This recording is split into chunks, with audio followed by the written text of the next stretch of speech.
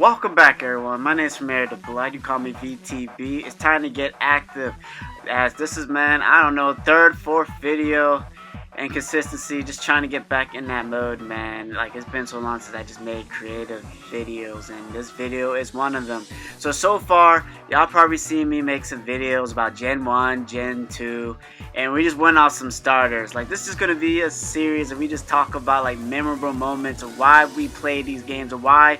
Right now, if it came down to it, if someone gave you a copy of these games, you probably will be up to your second or third badge in like 2 or 3 or 4 hours. If you on your game, you probably already got like 4 or 5, and you a pro, man, you probably beat the game. Speedrunner wise, that is. But anyway, Gen 3, like legit, I don't know why I even cut and paused. Like, to be honest with you, this video is probably like gonna be one of my best, because you know, I can actually talk to the volume I want and say kind of what I want to say, because you know, the space I'm staying, I don't share it just by myself, so can't be just talking crazy to myself in the room, which I'm not. But you know, you just have those moments where it's kind of watch what you say, and don't have to walk out the room and be like, hey, what'd you just say? I'm like, I don't know what you're talking about. Wait, you watch me, and there you go. That's my phone for you. But anyway, let's get back to it.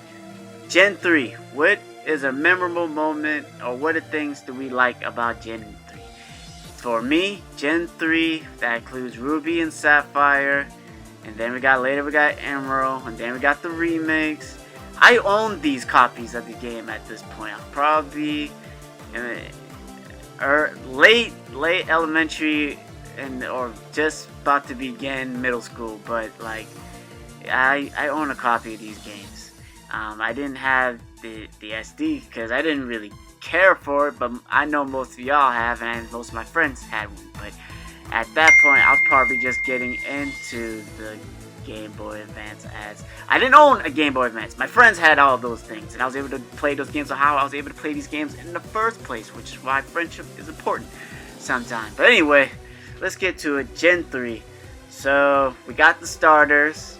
I'm gonna be honest, the starters are when it just started getting peaked, like Pokemon, like, ooh, like you can make some good teams with these Pokemon. Plus, keep in mind, regions are reason why you get the Pokemon you do, to be honest with you. The starters are cool, because you know, we get Swampert, we get Kabuskins, and then we get our good buddy Sceptile, the Rebel. We got our Rebel Sceptile, and keep in mind, later games, remake-wise, we do get Megas, so that's something else to say. I mean, all the good ones got Megas. But wink wink, just saying. But we got starters. Story wise, completely different region, so that brought new Pokemon, which is something like a breath of fresh air, to be honest with you, because with Gen 1 and 2, the regions are very close, and we got the same kind of Pokemon, to be honest with you. If we've got baby versions, because as you got from Johto, we just get new typing and baby Pokemon. And I'm sorry for my phone going off, man. It's just a habit. It's part of that life. But anyway, we got starters, got a new region. Story is a little different, you know, because you're in a different region, so it brought it's like a whole breath of fresh air, where it just got you to adapt to, like, you're going to be a different region, and there's going to be different Pokemon within each generation or game as we were going along, because at this point, it was Gen 3, you know, they already gave us, like, 3 different regions, like let's be real, most things don't always go as good as what we can say with Pokemon in a franchise. So to get 3 whole regions in itself, that's already like, oh man, like we going places. So starter Pokemon, the story, the region wasn't too bad, as you had to move around mostly on water. You had the certain islands, but we were already used to that when we were playing the remakes of Kanto, which is Fire Red and Leaf Green, when you went to the islands. But that's post-game stuff, and I haven't even got to that. Post-game stuff in this game, it's a mystery, to be honest with you. It's like a challenge to, like, you're just gonna learn something. At least for me, because, you know, this is my first set of games I owned by myself that I know my parents bought, but like this is my own copies, not me borrowing like my own stuff. It's different, you know. Yes. So what were we talking about? Story, starters, that fresh air, that bliss. That's just that blissful feeling of like we're playing something new. It is that, but it's just something new. Getting around the island was alright, you know.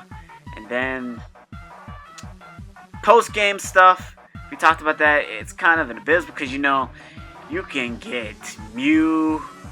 Like, this is the region where all that stuff that we were, you know, all myths around. Like, yeah, you can get that under that truck, or you could go there and do that. Like, all that shit was true at this point. Because if you own, I forgot what the other game was called. If you own a copy, I think, of Coliseum or EX or something like that, you could have brought over Jirachi if you had that special type of Nintendo 64. But I never owned that stuff. But my friends told me about that stuff because, you know, even though they didn't own it, they knew about it, which is cool, because now I know. It's like, ooh, I'm in an inner circle or something. At that age now, I'm like, yeah, this region might have been peaked. It's probably been the first region where, you know, even if you're doing post-game stuff and you get the Nintendo events and all that good stuff, you don't got really too much to worry when it comes to transferring over, because, you know, as y'all know, game exclusives, one set of legends is on this game and one set of legends is on this game. With the mystery events, you can get all of those Pokemon. So you can get Latios and Latias, you can get Mew, you can get Jirachi, you can get Deoxys, you can get Ho-Oh and you know, Lugia. It's just cool stuff. And then, you know, we already talked about starters. I keep talking about starters because just like Buskins, dog. And Swampert, my boy Swampert. Skeptile's there, but, you know, it didn't get better to Mega. Not really. But, story, because, you know, you get Team Magma, Team Aqua. Kind of different from, you know, Team Rocket as like Bloods and Crips in Pokemon.